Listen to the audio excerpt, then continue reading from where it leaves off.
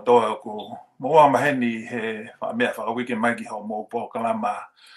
Vai fola be mo e siasi a fitu te watu. E ha ere mai ha tau eiki ko si so kalasi. Kori ke u to mua tupe mua ha whatapu ki he a whio ai tolta hai o tua. Tapo atu ki he whanau mo whamapuna ho eiki. Tapo atu ki he ha tau whanua. Tapo atu ki he ongo taurai ki pe mo ha whalunga tonga. Pea tangata pehe ia tek matolo whaikitua kai poke whanga maare ki o whakahoko atu ha tari loto ma whana pe mo ha loto fia. He lau maare ko doa pe. Uke anga maheni he wha mea mai pe ko ho tok fofua taimeni tau kau whata. I he vai whalofola whakawiki. Toku atu pe mei he platform ko ni. O ko whafofonga atu. Ai taitari loto ma whana ki a te koe. Ko lotu mo whakatawangeia. E hoko mawai bea vai wholofola. Ko matai koloa mahu inga ia ke tau kumoni. Whai toko nia ki tau tolu. Lolotonga whatau au tau whai taimi. Kai ua ko tau wao. Ki he api ko tala ofa he o tua. E maa ki tau tolu.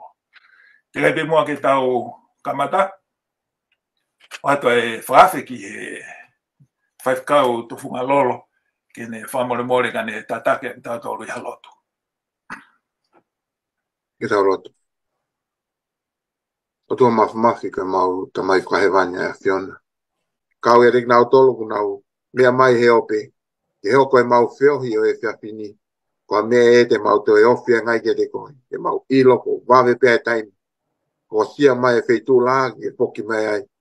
Ave aki mau tolu ke api ko e ko ke anga teu maki mau tolu. Pai rape kina ki mau tolu me proklama e whiawhi koe. Ia klaispe ko aluka ko mau whamo ui. Amen. Amen. Whakaukau e le soni o wike koe ni te tau hoko atu ki he ako anga koe ia. E koe le soni o nofo ki eni pa ko he ulu o e le soni o wike ni o ku pehe mei loto ki tua. Pe koe furihi a loto ki tua. I he hae whahinga whakatonga te tau whai ki he inside out. Koe ulu ia o e le soni. Ko loto ki lau ai veste fito o e le soni o wike ni o ku to oia pe mei he Cosperio maake fito e waheba mo e honfu mani mai vesi o pehe hono lau. O wikai ha mea i tua i he tangata pea huu ki ai. Tene whaka uri ia. Ka koe ngahi mea o ku hao mea te ia. Ko ia o ku whaka uri i ai tangata. Koe ako anga o te ulawe peka ki i talmoaki nau pe ki mua ki tuku atu ki he hondaurai ki he whaihano whaloloto e whakaukau. Koe ako anga e wike koe ni te tau me whamamawhai he wahe fitu e tohi a maake. Pea moe konga uluaki o e wahe hono walu. Ai aku te tau me kamata i hono wei e si su haki i tunga kehe whai kehe i he ne hange uku ne whaka ikai inai ai tala tupu abe ko e toku whakaholo. Kai ke, na ne whai ai a whaunga uku whaingo fua mo poupoua, ka loloto ane. O whenā pasi pe mo karistiane koe oe ahoni. Kai ke ngā tai, na ne ngāwe ake haki tupua. Oku ne hanga whakaawai e matapa ki he mooni kāno kato o uhinga mooni o e tui. Pea me iai ki taia mo saitoni, nā ne tālangai mo hawhewhine, o ku rekodi o pihe, koe tok whewhine e ne taha ku rekodi he kosperi, nā ne ikuna. Ai tālanga nā ne whaiba mo e ki i he hoa koe ni. O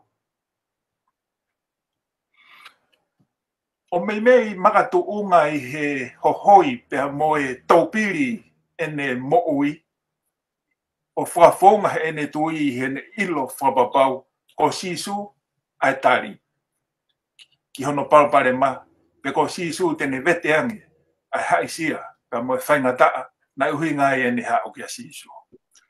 o tu yo ku ne o mai tau tolu ki te tau mei ia watu ki he osio e whakaukau e le sone wike koni. Pere tau sio ai ki he taipe o mā, ta mo hono kovi, ta ko tu ko ngai mea ka toa koe ni e ko hanga o ki whakaata atu, ko ki whakaata no pe ia, ai mea e tau whakaloloto mai e he onga taula e ki i he ako anga wike koe. O tu yo ko tau hau ki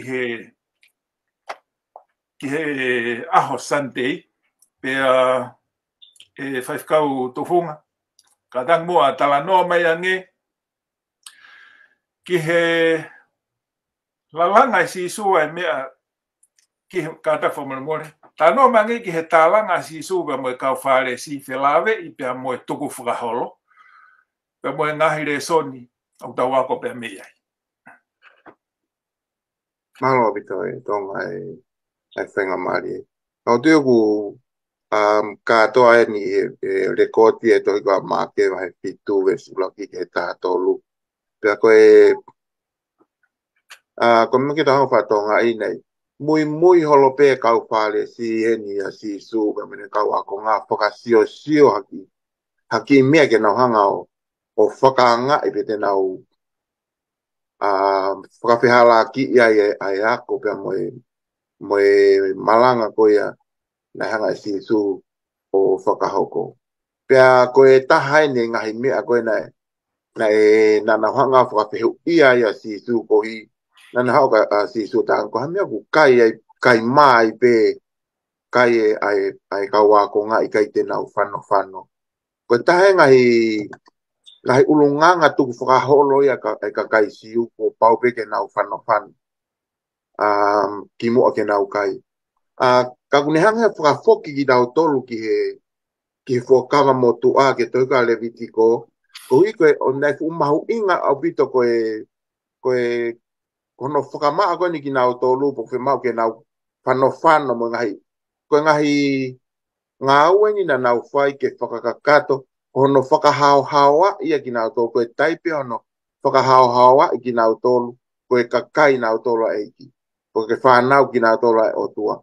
Pene iau mai koe me taimi ko ia o au koe ke taimi koe ne kau whale. Sina na hoa rewa tolo ngau ake kau koe ni. Ka pau rewa hei kai ko paupe ke nau whano ki mua ke nau kai. Kana e hanga si su ia o ko mea o maho inga he tala noa koe ni. Nei ke hanga si su kune hanga pehe kune hanga ta ofien. Kan tanga si su ko mea koe ke whakatonga i he kau whale si. Ko nau hanga ki nau tolo whakamaho inga i ange ai nau ngahi tui whakaholo ko ni. Ko mea lelei pe maaia. Ko mea lelei pe. Ko e nau tānoa pe mo tau ke te ngai aho ko mari watu. Nei tok foki mai me he malanga nei whai ki South Africa. Pene tala noa i he feitu kon nei ai o whakamamawha i apito taim ko o se malanga ko nau pifo mai ko ia ko nau whano. Fu mahu inga apito ia ke he ulunganga ia mo he feitu ia ko ni o paupe ke nau whano pe nau toki kai. Ai ne hanga pe whakahau ata mai tunga kon ko whainga na tūla ne poko mea ko nei mau inga au pito ia ke kau whare si. Kana tahangeng ni e si su o whakamahino ka nau tō o te ia e mea te mau inga ngai ai. Ne hanga e si su o whakamahino en tāre e si su. I tāra noa koa mo se se nei pehe mo se ke mo whakaapa ke ho mo tamai ka mo whae. Pea i he tuunga koe nei ngā ake e si su hene tāno koe ko pano koe ngā ue ko pano. Koe ho no ko pano i hawhahinga mea, ko no uhinga ia ko te osihanga fuaki ka kato ai koloa pe koe mea koe ko te hanga fuaki o kutapu hae koe fuaki e mai o tua. Pe he tuunga rewa koe anai, anga e si su o whakahino ni ki nau tolu koe mea ina kau whale si, nai pe he koe tāno koe vesi. Nau hana tō tala ke nau mātu a koe ngahi mea koe koloa koe nai tonu ke mau o atu ke toka ngai aki mo tolu. o si fuaki pe ko ai ko pa no ia mai o tua kau ase ta no ko e ve si pe ne hanga le kau he ka kai ni o ta ofi ki na o tolu pe whaka ata ki na o tolu mi ho na whatongia ke na hanga toka ngai kina ai nau mātua. Ka kune hanga eia ai ko meko ne hunga sisu kuna hanga tolo whaka ata ke na puke puke na o tolu fo i a tuku whakaholo koe ni ka na hanga na o tolu o tau pehepe une tā palasia hepe na o tolu ai whekau e hongo fulu une pehe mai ke mou whakaapa-apa ko mō mātua. Aia koe tau whakaapa-apa koe ki he mātua o ku kawai e tau hanga tokanga i kina ki nao tōru. O kawai ai tau talango fua ka te ki nao tōru. Pea koe ngahi i he pure anga whakasiu he taimi koe mea mahu inga o pito i ke whakaapa-apa i e kau mātua tua. Ke talango fua ka te ki nao tōru. Ka koe mea ne hanga i sisu o whakamahino en ka te ki nao tōru. Ko nau hanga i nao tōru o mahu inga i ange ai kai whano pia tō kai i he lao e nia po koe lao ai o tua. Ai koe mea koe le soni uni hanga whakamahini mai ke te tau tolu o whaamalawa pe ke tau hanga tau tolu o mai ai whanki mea pe o kurerei pe tau nofo tau tolu ki ai kai tukuanga e mea e au toi mahu inga ai a hange koe tā anō koe na si sufi ko pia moe kō pano. O hanga rea ki nau tolu o ngā aken koe me ai ke to ai ho nau whatongia nau tōria to tonu ke whai koe nau tokanga e kina mono whakapapa mono tauhi ai kau tōreke re kāpa koe kau matua tua.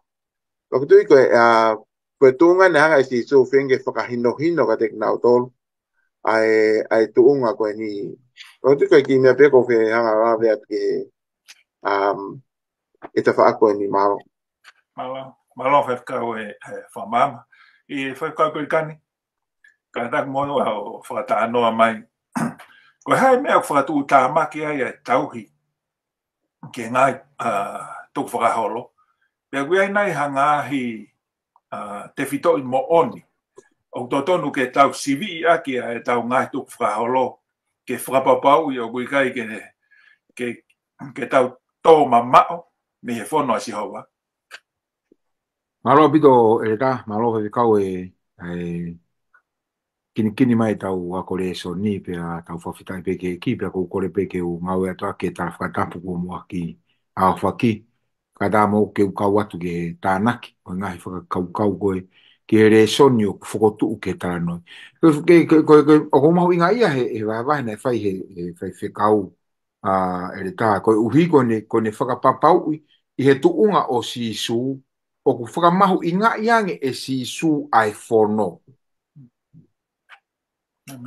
Oto ke whakatonga e whakaukau koe ia.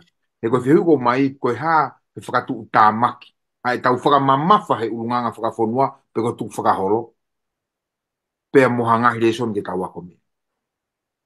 Koe tānako pe koe tāne mai he whai whekau tōm ke no sanga ve teki au pito e ngahi ngahi whakapona koe o tuunga mo ui he tauhi ko tau ngā whawhonua. Nei kai ngai sisu whakahalake e ngā whawhonua. Kana e walo ki e sisu ia mahu inga ange e urunganga whakawhonua. E whonua e o tua. Ai o ia principal.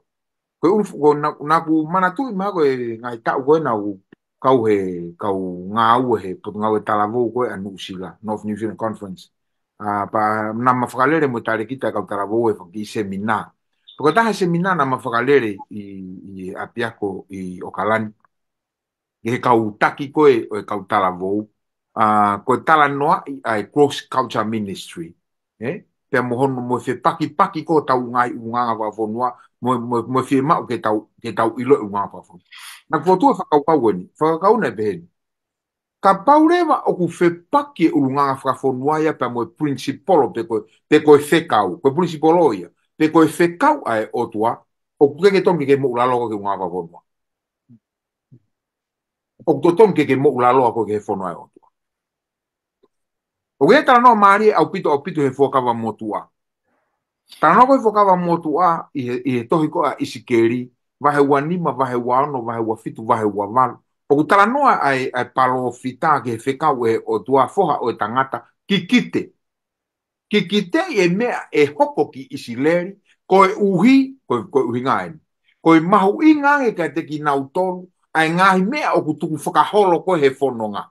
Mea o ku maari he ngahi whanua kau ngā api. Ka nauri ake ngahi mea koe ni. Mea tolu tānoa kai o tua. Uruaki. Ri ake ne tu ni, ma wahe me ne whekau, peka ke whai ke ne whakamau. Ke te koe principolo i. Ka wikai ke whakatatau ia mo tu ni ai o tua. Ka wikai ke whakatatau ia mo whekau ai o tua. Ka wikai ke tatau ia mo ne whai whakamau. Ukai ke tongi tau mōra lo. Koe mea pangope he tau tana noa, huia e tau ngahi tuku whakaholo a tau tolu whakatonga. O ku whepaki e pia mo wholofola.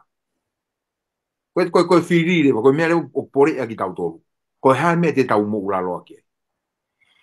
He tau wako koe wholofola, o ku tala whakapatonu mai si isuia. Whakamua pe mō tolu e wholofola. Tau whakamua pe tau tolu, ai principolo koe au. I tāna ki bea e rika.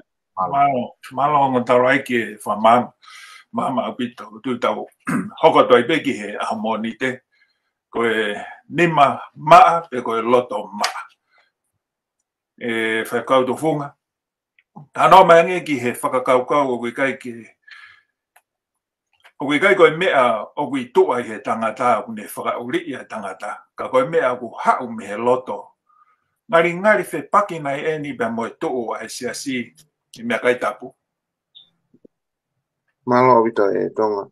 Ai whakaukau koe ni pia koutu i ku whamauran ke whaikau koe ni hanga o whamau alama ngai tunga koe. Ka koe whehuian ko kia te au.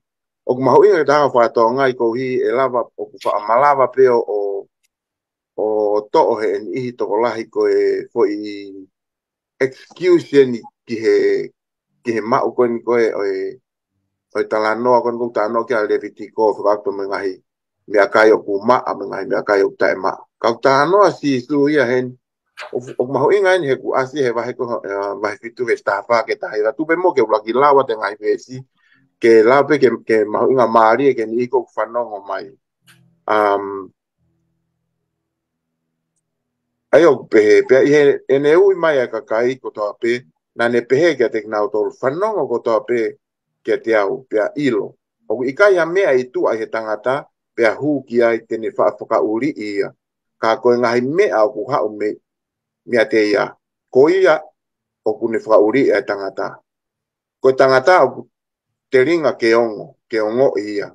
Pea ko hū ia ki he whare, mehe kakai pea pehui he kawako ngā kia te ia ki he whakatātā. Pea pehe ia ka te knau tolu.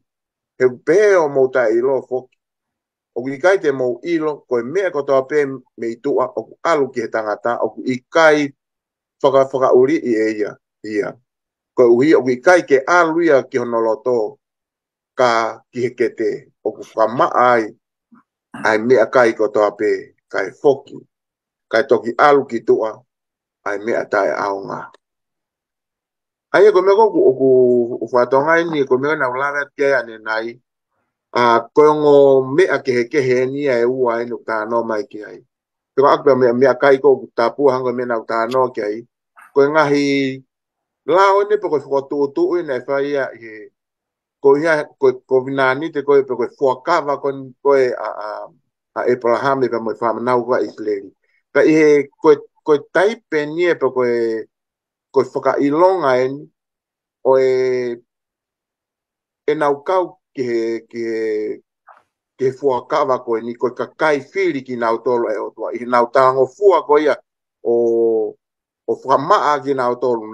Nau kai ngahi mea kai koe uni hanga whakamawahe ia ki nau tolu. Mihe ngahi pure anga takatakai koe ni a te ki nau tolu. Aia koe natula po koe ungai koe ngahi lao kon ne ange kia te nau tolu ke tapu e kai ngahi mea kai ko niko nau hanga ia whakahao hawa i ki nau tolu ko hia koe fuakawa koe ai o tua mo ki nau tolu ke nau hoko koe kakai ki nau tolu ai o tua ka utara noa e ni ai po koe whehu i koe nikoe e hoa koe ni o i kai ke ahana whepake ana ua ko hui utara noa si su ke tunga koe ni o kumahu ingai ni ke tahanga o whakatonga ka pau e ia hawhainga mea ki ta hanga whatonga i here soni koe ni. ki he o tuai o tāno ma o peia ke connect ki me he loto. Ka hongi ko tāno ko ni, ka ilongo ku tau kai da tori ha whainga me a kai o ku tau peheni o ku iane whahano whainga anga. O ki kai ke ne hanga ia o we sia hata ko kita peia. Ka o ka paure te whai e kita ha whainga rea ai o ku hau me he loto, te whai ha whainga talanoa, te whai ha whainga ulunganga, o kunehanga o wesia ai ko whainga uri i e neko kuhinga koa ki a sisu. I he re volo ia o i hanga kon ko e tau no fuka. Ko meko kwa whatonga he tau le soni e ongo tangata. O ku talanoa ina sisu ko mea kon ko talanoa sisu e whekau aki e pa moe loto. Ka ilonga pe wahamia o whekau aki pa moe loto moe otua. O pau peke connect me he loto. Apa tahu fatonga ihen, na kulam ko yan nai ke lesson kon ko osi, ke ves lau loto. Ko me na fatonga he tano ka sisu ke tangatan. O ku ikai ke mau inga ete asi holo pe kita ya he ngai. Ke ilo ina ne kau pe mo sisu. Fatonga e kau ako nga. Na nau ke yo holo pe mo sisu ka na ikai ke mai no kia e tu ia. Ko unga ne te kia ke ngau na loto na to kia. Ko me kon ne unga sisu mei he loto he taim ko kuna wai ko o talanoa ake mea ko whahe eki. Pako tui e ngawe koe ni.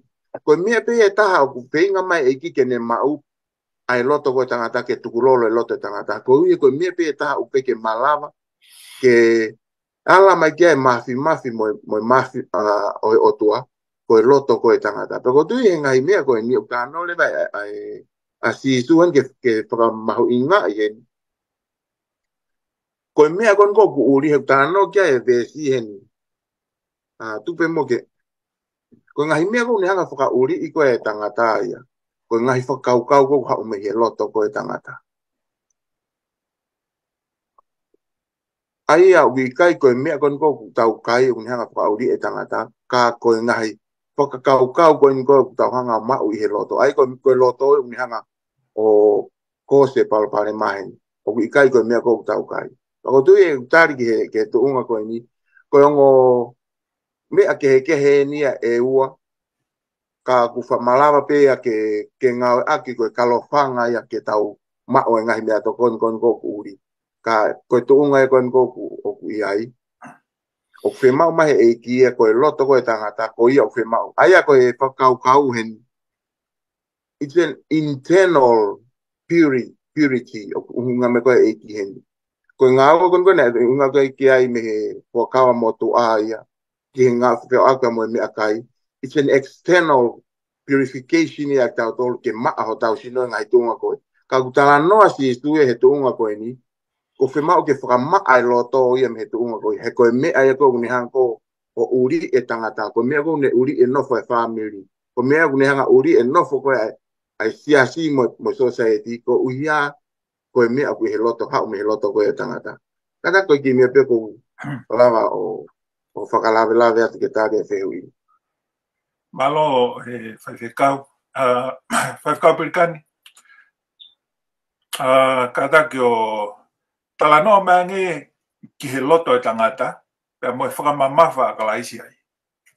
Malo pito e ta, pa malo atu whaiwhekau ai wahe lelei he whakakau. Teu ki toi ki tāna ke te peke whakaukau nei lawe ke whaiwhekau e tā kau toki hoko atu ke whehui. He kuwhi mau e ke whakamahino e ke tauhanga whakatoka ngai. O hui kai ke tala noa si isu e hen ke he kai. O kai koha i siu e kai ia ke he kakai ko ne tala noa ke a si isu. O kai koha i siu e mea kai tae maa e mea kai maa ke kakai he konteksi ko ne tala noa. Nei, he na ko tala noa ko a si isu pa te honga whatonga e wahe fitu e tala noa si isu. Ko tala noa si isu ke kau siu e. Ko hinga tala noa pehe a si isu ke kau siu ko ni, na ke te ha mea kai tae maa e ke kai he kau siu. O sianga mahen, ke unganga whakafonua e kau siu ia. Na o sianga pena o turuke. Pero hinga na tala noa si isu whakatatau ke mea kai, ke he mea koe o ku alu ki loto, mo mea ku alu ki tua. Ke whakamahino ka te ki tau tolu, uka ki hanga he mea kai a uesia ho tau loto. Whakamahino he vesko ne lau he vai whekau, koe mea kai a uare ke he kete. Koe whakakau-kau, koe mahalo, koe mea u alu ki he loto. Pe koe mahalo mo whakakau ko mea une whirio e mea ko o mai ko koe ke sai mo sai ki tua. Sai, ko ni hoko koe ke whehu i koe o mai koe ke tausio kei i he wahe whitu. Te ulau te ngahi vesi koe ni. Wahe whitu vesi whitu o behe. Ka oku tae aonga e nau hu kia te au. He koe ngahi ako naki o nau wako aki. Koe ngahi whekau ai tangata. Tio, whanongi he. He kai ke lava ke tahonga tolo whakatonu hia i he kai. He koe wahe tatau beni. Wahe tatau beni. Oku tala noa i he taimini ki he ako naki. Tako mea koe tala noa ki a sisu. Koe ngahi ako naki koia. Koe ngahi ako naki ai tangata. Koe mea ku whao i loto he kakai. Ke nauhanga whanau i mai ki tu ai ulunganga. Tala noa whai sisu tamai sisu ia. Oku tae aonga e nau hu. He kai ke hanga he ako naki hala. O we i e tangata ke hu. O momoi ki he otua. Tamai sisu o halai. Whanongo pe. Vese ngō furu. Mahe fitu ben. Toi bena make. He nai pe he mo sese. Whakaapa ki ho tamai mo o whae. Pea koia o ku kape ki e ne tamai. Pe ko ene whae. Tuku ke mate tāmate ia. Ko tipe mahino au te whakaukau o whenga. O whenga ai kosperi a maake. Ke o mai bea mehe ako naki ko whai e sisu. Se koe whanoi. Whakaapa ki ho tamai mo o whae. Ka koe ne furihi ko ia. Moilo ai reaction ko ke tamai mo whae. O koe ke whai he mea kai. Matu ko vesta tau, vai tatau mun tanoi. Ko ke whai he mea kai. O ku whai he whakakaukau. Ko o whakakaukau o kune ai koe ke uri. Ko mea alu muito, ko mea tamai isu, mea alu hake mehe loto. Ko e une whanau i mai urunganga pe o ku whiunga pe tae whiunga. Tu beke ulau pe. Vesi watolu, vesi wanoa mo watolu, ke watolu. Pe he e ia. Ko ia o ku hau me he tangata, ko ia o ku whakauri i ai tangata.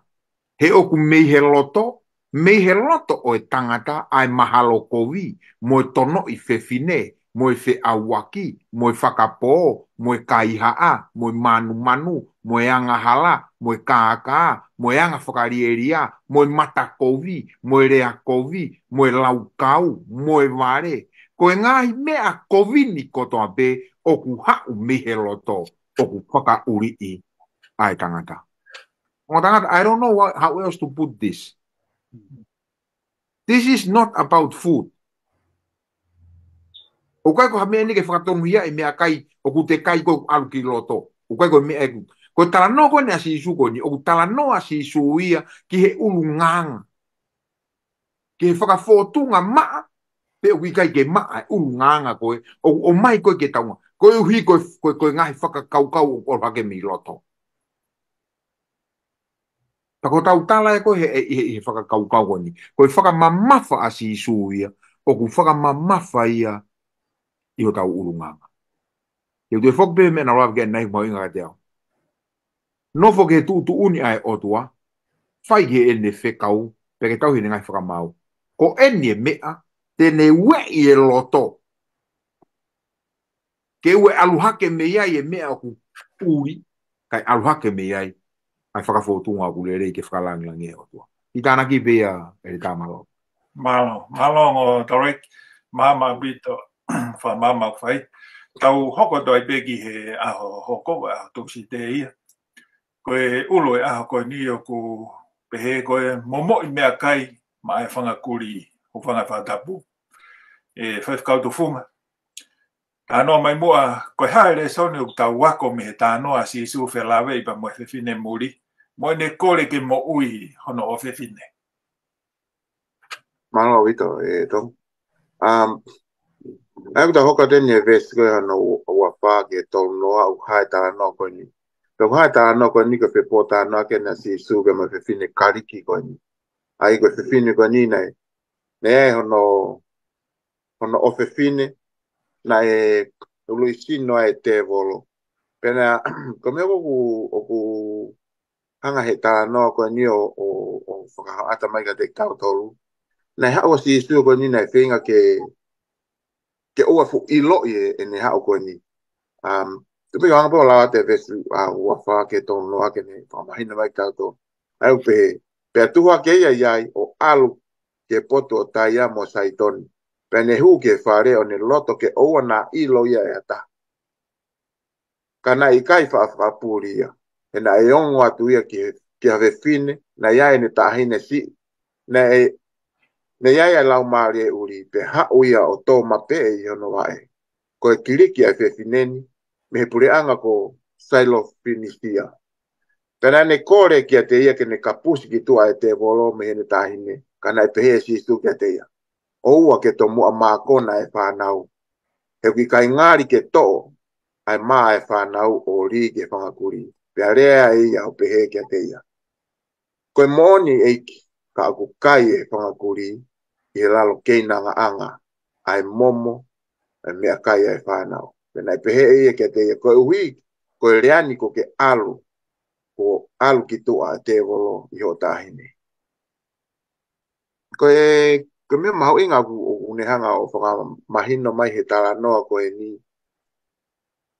Oku unehanga whaka mahino mai ne ngā ue koe na si supo koe misione ngā ue koe a si su wikai whaka ngata pe.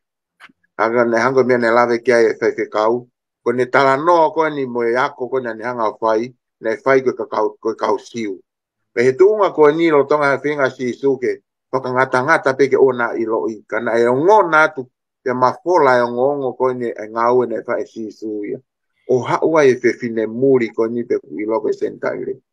E tau wahanga ko o ngau ake ai tā noa moe rea koe ne whae si su ne hange ko ku whanga e whakatapu, ku tae whakaapa e ne rea ke ne whae ke whinen. Ka nei hanga pe si sua ngau ake whainga rea pe ni nei ngau ake he taimi ko ia. Aia koe whainga rea pe ni nei ngau ake he kau siu he taimi ko nau tala noa i pa mwe kau senta i rena ui pe ki nau tō ko whangapuri u whanga e whakatapu. Tau hanga ko ngari ongo whai kehe ke whakamatatu anai ke hanga e ta whanongo. Ka koe nei ngau ake pe si sua e rea mahino nei ngau ake he kuonga ko ia.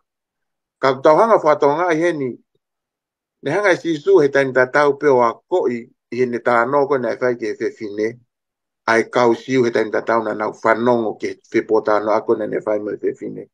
Ko hi, koe hao ia koe ki he eiki po koe whakahai koe tui ki he eiki ko paupe ke whai i he loto anga vai. He koe lea koe ne pehe koe he koe tā noko e hanga le koe vesna kulau. Ne tanga si su i he lea koe ko ki hanga whai ko o si mawahe ai pe. Ai te volo ia pe me o tahine. O mea kuhanga whatonga i heni, ne talanko e si su, oku i kai ke lelei ke li e mai ai whanau ke whangapuri. Kana e tari lelei pe he whiwhinenia. Oku ai ki i rea oku tau kau whataha ko toa pek tau tolai o maikon me ngahi otumotu Pasifiki, o whaapehe koe, ui aki ki tau tolo e koukanati, o whangai whakatapu. Paka ne hoko mai koe whainga rea koe, aia we identify with that koe unga koe tau hao me Pasifiki. Paka ilo ipe koe rea koe unga aki mau pehe kaki tau tolo. Ka he taimi koe o kunga aki ai, toko lahe ai whanau kunau get into trouble i he ako, ko uhinga ka pau ko hanga taha whai a whainga rea, ngau ake ai fo i rea koe koukanati ki hataha. Kana hanga si sukunga ko rea nga aki mai ka tau tol ko mai ko me otomoto. Ko me ta tau ben hanga si su o fai ke fefine. Kana i kai ke ita fefine. Kana hanga he tari ko fefine o whakahai eiki. I kai ke utau au ia. Ke uhau o mao e whainga mahari ko nuku mao ia he kausiu. E hene talange i he momo i maa ko ni ko he laro te pire eiki. O si mao mo ui be me ai. Ai kuri pe ko hu whangai whatapu. Ako tui koe, o kune hanga whakaho ata mai mea mahuingan ke tau aku me tala noa koe ni. Koe hau ia koe ki he eiki, o paupe ke tau hanga whakaha, o ikai ke tau tori hatu. Ko tēm koe nei hau koe kakai siu, na o mai na tau tau ilpe tāno koe ni koe ki tangata mau koloa nei hau ke he ke e ki na ha o ia ne ilo ia ne o lava ia fai ngai tau le ne tau he ngai fono mo me akotoa ka ne ako i ta no ko ne fefine ke ta to le ne ha ko ke e ki na ne hanga tuku lolo mo ne mo ui na ne tuku lolo mo ui ke whakahai ai mahu inga o e ki kia te ia. Pea ko tio ku e tala no ta tau pe une te hanga whakahau ata mai kia te tau tolu na i kai whakangata ngata pe e si suia a ea o ata ni alo o whamo e ne keresi ka na ea o ata ni ki he ke kakai muri koni. Pea ko tui o tau tok ta no fo ke o paula mo pita na na toki o mau malanga e a ngongo le lei ke kau sentaire ka na e o sikamata pe he a heni e si su. I he tala no ko ni na whanga e si su whakahai ko e misiona ko ne ha ki ai o ki kai whakangata ngata pe he kau siu kau pe foko nau tolu kon ko o ku o ngai pure anga ki tua paya ko tu ko ki me pe ko hanga o ku ne hanga o whakamahina mai hen ko tau ha ko ki he ki o whema o ki tau hanga o whakahai ko e whainga maari i kai tau e tau mo ui ke tau ma o e whainga maari o tau mau ka ko i keresi maa tā pia he ki. Tako tui he tuunga ko ene hanga e whewhine o whakahai i he ne tāri he aho ia. Nei kai tau ia ke hatu unga i taha. Kai whakawheta i ko i keresi a e ki.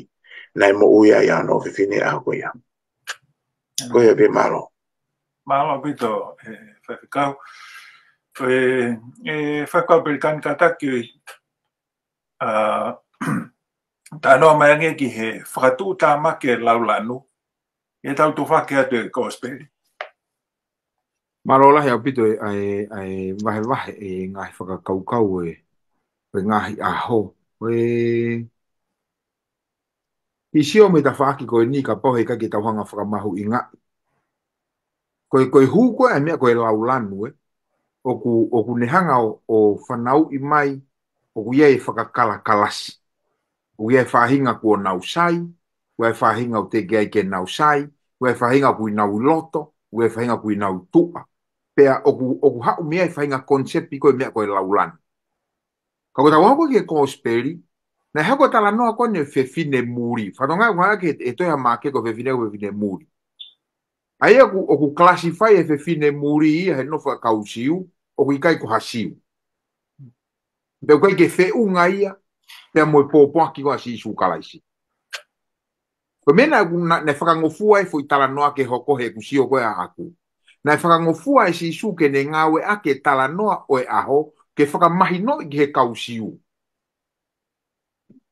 Ke whakamahino i he kausiu. Oku nau mau e nau tolo e momona. Ke ku nau kai nau tolo me funga te pire. Ka neo e nau mau e momona pe nau kai me funga te pire. Oku kei whakamo uipe a nau tolo kai he momo. O kei whakamo uipe mo nau tolo. Oku nau kai he momo. Ke whakamahino kia te ki nau tolo. Oku i kai ko nau tolo pe oku oi pure anga. He lava pe e he momo ke tānaki mai pa moe kakai ke pure anga.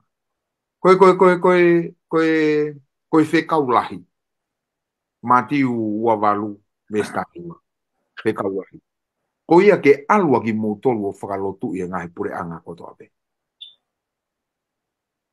To o hifo hene whakangata-ngata. Tāna tu e whakaha. Te koe ongongo le reini e malanga ia ki mamani kotoa pe. Ki herea, whahinga, pure anga. Pea moe kakai. Ki le whakatu tāmaki koe laulanu. Ko tau manga pe ke mea koe laulanu. Ko tau whakangata-ngata rewa e tau tolu e ongongo le rei e ki sukasi. Ka ko tuhifo e laulanu ia. Koe hau koe e whanonga e tohi tapu he hala whanonga. Koe hau koe ki he whei lau. Koe whakamore. Pai te taula eiki.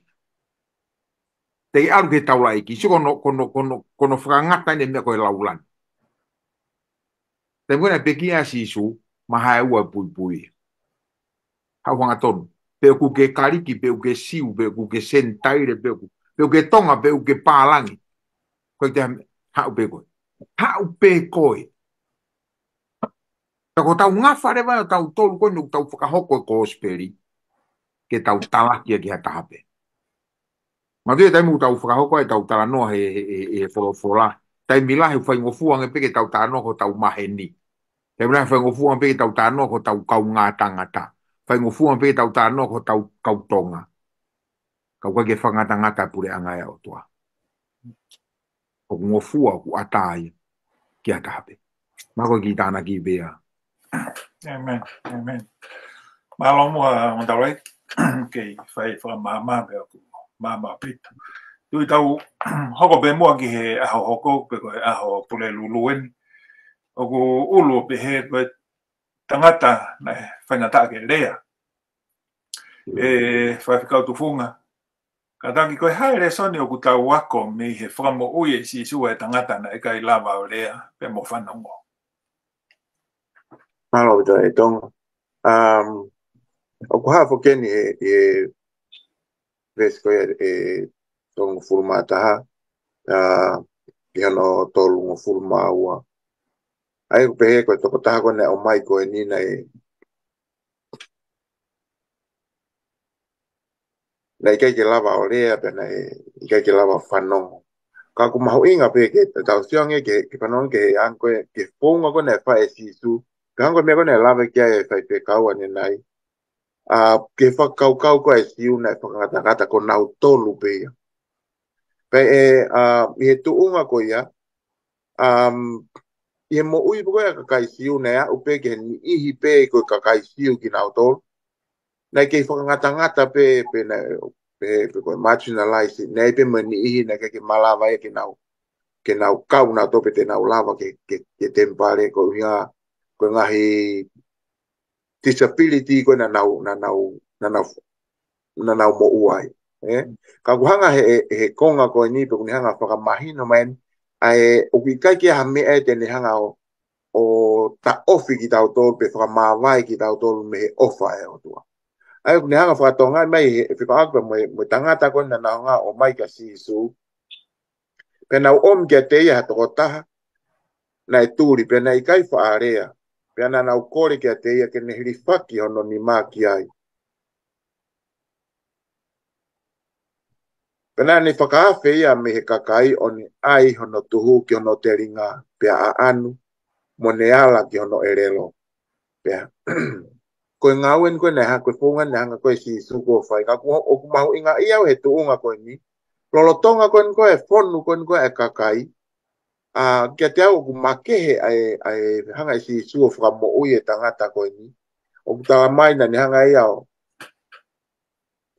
o koe whakareawan pe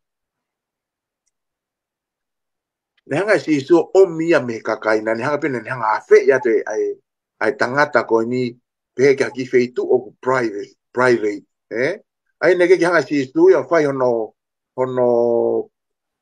foka mo e tangata ko ni in public ka ne hanga si so foka afe i mai e to ko me ko o ku wako he ni he time tatau pe ko hanga pe e kio o foka papa e ngai tu unga ke ka ne hanga o ta mais mo si pika nga te tau to he tu unga koen ne hanga pe si suo o hiki hake tu unga whaka moolare tangata koen ne kai ke ne whaia i he wohonga kakai ka ne hanga o awhi i mai ke ta whaaki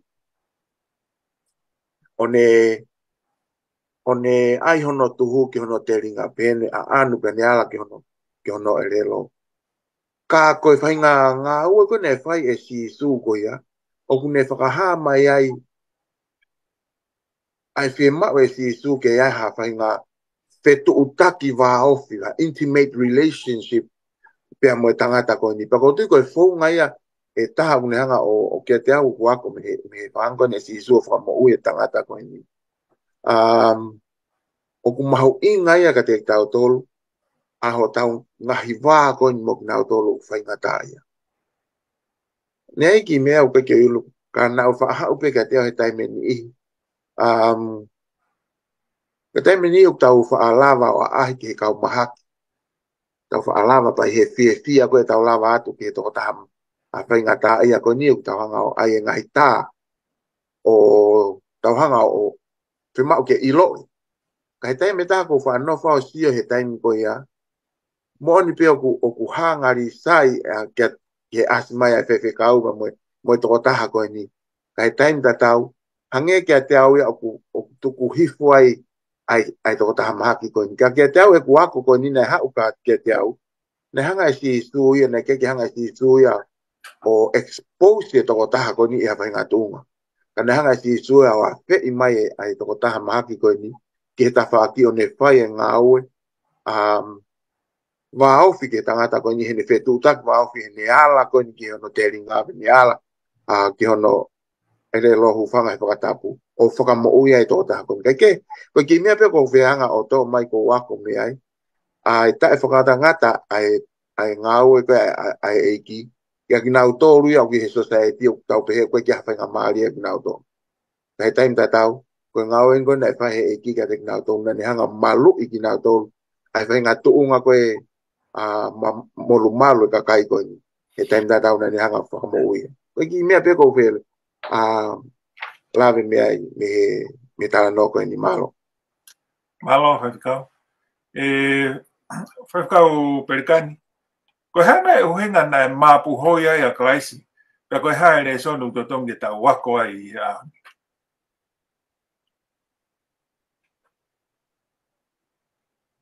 Ko ki konga maari a puta puta ni ngota ngata he tohi ko ma ke he re koti ko ne ma ke ta no ko ni. Kono maari e. Pau te tau mui e ngai fai whakamo ui a si su rea. Tau osilao tau tau na ya anu no ni ma ala ke mata. Ko ni ta mena ya anu no ni ma ala ke erelo. Pea to e ala ke te ringa. Pea hule wa he konga ne fai whakamo ui e mapu hoi. Ko konga e ne fai whakamo ui. Nā ne mapu hoi. Pea pehe ke awa. Pea awa hono te ringa. Pea vete ange no tanga koe a hono le lo whanga whatapu. Pea ne rea. O ulahe ngai uhinga u tau mapu hoi e ka pati tau whakatoka ngai. Ulahe ngai uhinga u tau mapu hoi ai. Tai ulahe u tau ngāu e tau mai koe mei api. Ai ke ilo iho tau hoana tau ngāu e lahi. Tau hau tau. Hoi. Uhinga i e ta. Oe tai me ni he tau mapu hoi ko tau tai fie maari he whainga mea. Ko ne lahi pe tau kore mai whamiri o tau mari, tau te ai whai mapoi, hoi. Uhinga i e ta. O e mapoi ko ita. Ka koe te tinawa ki te expressia e te ita, pe te mapoi. Ka ko mari e ia he whakamatala i he kaunanga e uhinga e ua na e mapoi ai koe sisu. O koe ke tohi e toi tapu. Ka koe mari e ni koe. He ko te mone ngau e koe sisu ke tangata koe ni. Na e afio e sisu uia, ai kakai koe na nau wakai kia te ia, mo e taimi ku nau feohi ai, pea mo e ikai ke nau tui ki ai. Mā puhoi a sisu uia, koe uhi, koe te ringa nia kuongo. Na kake mā puhoi a sisu uia, koe hinga koe te ringa koe ke ongo. Ko tangata na mai ka sisu ke whakamo ui, ko tangata na e tūri wanga to whakatapu. Na e rero pipiki. Kana e mapu hoia si suia, koe kakai koe na nau sio. He oku nau whanongo, pea nau sio, kau tikai peke nau ilo na te rongo ngorere. O te mehe kau nanga, na e toi mapu hoia si su, he na e whaka ise isaia. Ko nau whanongo pea ko nau sio, kau keke nau tāria koe a. He whee kau toru e ahoni. Na aku mapu hoi tu ola ya sisu. He ko tau whai e lotu, kau tau kei whakawhotunga pe, i kai peke hange ko kakai lotu. Na aku mapu hoi e o tuaia. He tau wala ake lotu. He tau teunga ake kote mo he ke si. He tau ngai whakawhia ngai. O whawhetai ono o mai e tala noa ke hoko he resoni koe ni, ke whakamahino ki a te ki tau tolu. O ku kei malava pe he e tau sio ki a sisu, whanongo ki a sisu, kai te kei ke whakasisu o tau loto. Malo tangata ko ki pore mau inga taha ke teo he konga re soni a honi. Ai ke ua maa puho e o tua. Ko i koe tau kwawhia kai. Malo, ko ebe.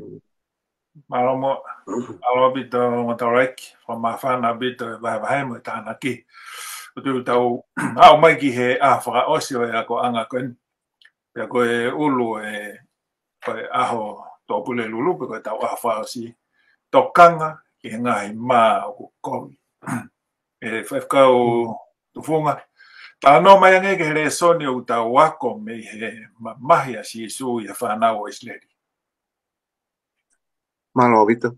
O te koe hokat peni he tāri kone pai koe he whe tane whethi kau.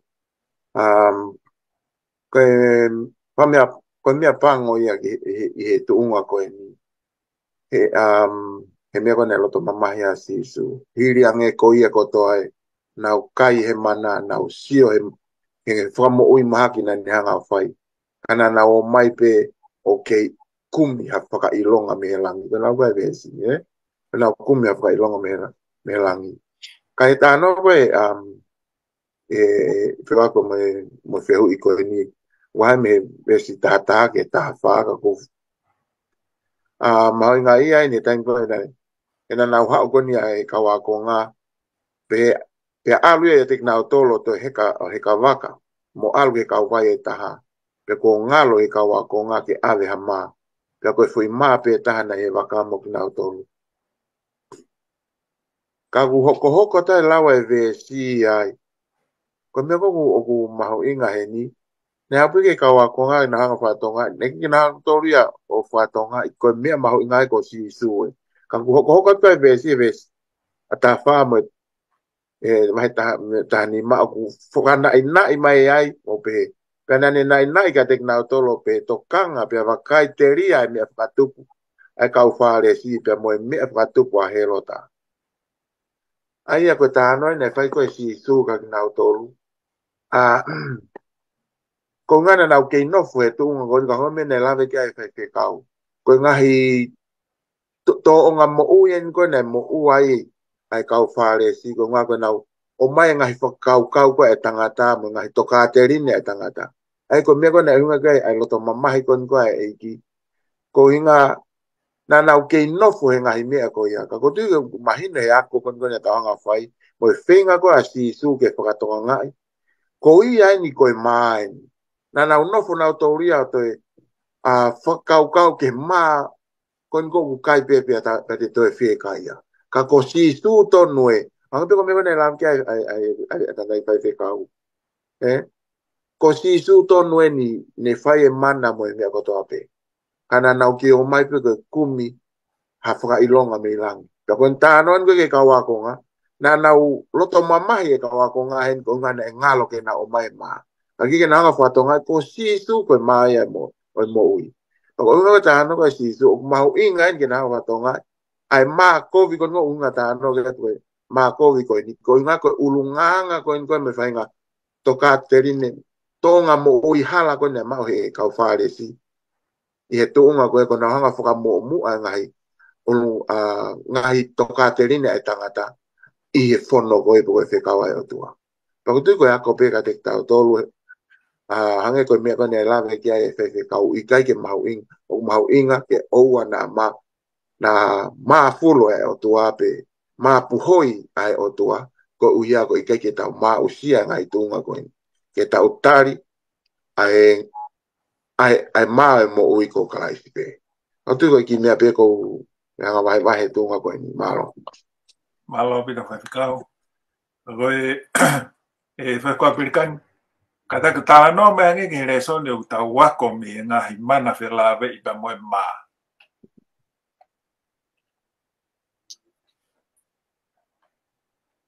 Malo pito ngā tangata ai lawe mai he tau re so ni whakau hau mai re tā. Te utari pe whehu i pau whamāpo pau te pe tau re so ni ui ngā pe tau taimi. Pe kou koloa ia au pito he re so ni ko ni. Ko nofa te mla sio ko tau ko whakawhianga koe re kaua ko ngā ko tau tolu. Ko tau tolu osi ngā pei. Me koe short sight mea koe no ko e sio. Ko toki osi peni e nau si o mata, hono whawhanga e si su e toko ni mawhe, ake māmo i kaua. Pea toa e kato e taha ua. Ka mo e wahe fitu, ko toki osi peni hono whawhanga e wahe walu, hono whawhanga e si su e toko whawhe, ake mā e fitu. Mo e ngaki i ika. Koe lau ia koe e wholofora. Pea toa e kato e fitu. I'm thinking that so often this is us. Tau ngau e pe, tau nofo pe, tau wofi pe ke si su, and yet we are blind. Tau kei kui pe tau tau who Jesus is. Ko te ngona nau alo he waka, nau whakatoka ngai hake nau tau foi maa pe tahana nau tō. Whanonga ta si su ke nau whe muhui. Mahana tange e pita ia. Ke mou tau mai kato. Sige ngai mea kau whakamau ingai. Ko mou pe kona ke tau alua fefe. Kai ngalo ia nau tolua si su. Kau wakore soni. Kai jaha mea he moi ko ni tonge mahu inga. Pe ko fiwa hono fe ngai pe te tau whakamahu ingai. Because we are so good in saying, but we are so bad in doing. Kau hinga nia ko usai au whamure more kau whanong. Tau tau katoa pe. Tau tala noa i pe ofa si su, tau tala noa i pe whei lau a si su, tau whai mate aki pe, and yet we still don't live life as Jesus liveth. Kau whama bobe pe tau reso ni e. E ko hono furihi me loto ki tua. Ka maute tau sio he whakakau ko ia e whakakau ma e re tā. Ke whama popa ke reso ni o e weekendi. O kou whaka amua ke malawa. Moile loto ko mea fufu. Ka ke lawa tā sio me kou loto. Ko koe piu ke sio kou loto. Ka ke taimko o te furi he o to loto inside out di. Moile taimko o te whemau e ke ilo i kita. O ku sensitivity lewa e te mo ui. Te mo ui whakaala ala. He te tuku mai a loto ki tua. He te mae kina. Ka paurewa te aia si sui loto ia te kita. Ko te whakahoata koi ki tua e si sui ia. Amen. Ko inside out di. Ko hai koe kui loto, ko ia e haa ki tua. Peka pao kui loto e te volo, te tau te volo ai pe. Pe te volo ai pe si o mai kakai ka tau to. Pe ka pau o si sua loto. Te tau a eva pe mo si sua. Pe e si su pe e nau si o mai ka te tau to. O whanau pe hoko e ki whakaukau koe ai re so ni. Ke tau talaki pe he ake o i kai whakangata ngata.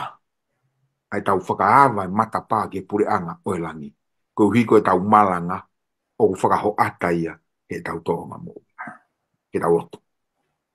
Lau maare maone oni, mau mumoi atu e re sonini ki a te koe, e koe tangata koe vai mai. Whakakato koe mau tae kakato. Pake whakatō ki tala e he loto e whanongo. Whamore more, o wana tala e ha mau langilangi. Langilangi ia pe a Fiona, he ngau e ku mau whai. Whamonu ia ki nau tolo whanongo, ka kolo a ki mau tolo he ahoni, ka pai pe he te mau whia maari ko toa ia Christ koe alo, ka ko mau whamou. Amen. Amen. O malo lahi atu i ho mo mea mai ki he hoa ko reso ni i he weekendi. O toi wat bea whaafe loto mawhana i he hoa ko reso ni wike ka ope mono reso ni. Ka mo mea tua whātu.